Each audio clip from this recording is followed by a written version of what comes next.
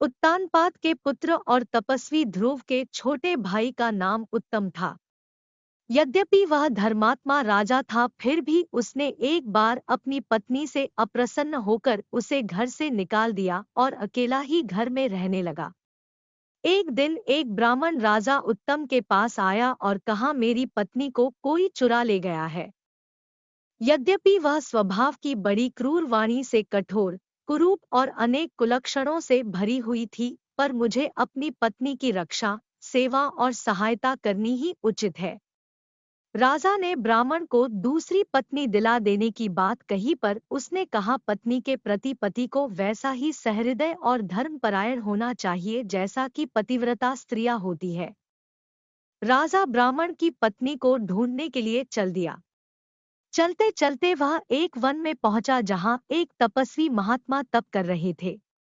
राजा का अपना अतिथि ज्ञान ऋषि ने अपने शिष्य को अर्घ्य, मधुपर्क आदि स्वागत का सामान लाने को कहा, पर शिष्य ने उनके कान में एक गुप्त बात कही तो ऋषि चुप हो गए और उनने बिना स्वागत उपचार किए साधारण रीति से ही राजा से वार्ता की। राजा का इस पर आश्चर्य हुआ।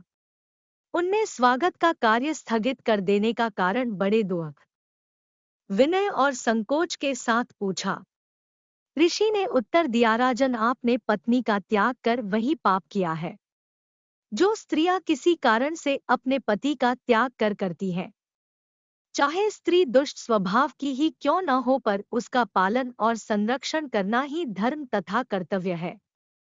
आप इस कर्तव्य से विमुख होने के कारण निंदा और तिरस्कार के पात्र हैं। आपके पत्नी त्याग का पाप मालूम होने पर आपका स्वागत स्थगित करना पड़ा। राजा को अपने कृत्य पर बड़ा पश्चाताप हुआ। उसने ब्राह्मण की स्त्री के साथ ही अपनी स्त्री को भी ढूंढा और उनको सत्कार पूर्वक राजा तथा ब्राह्मण ने अपने अपने घर में रखा। देवताओं की साक्षी में पाणिग्रहण की हुई पत्नी में अनेक दोष होने पर भी उसका परित्याग नहीं करना चाहिए।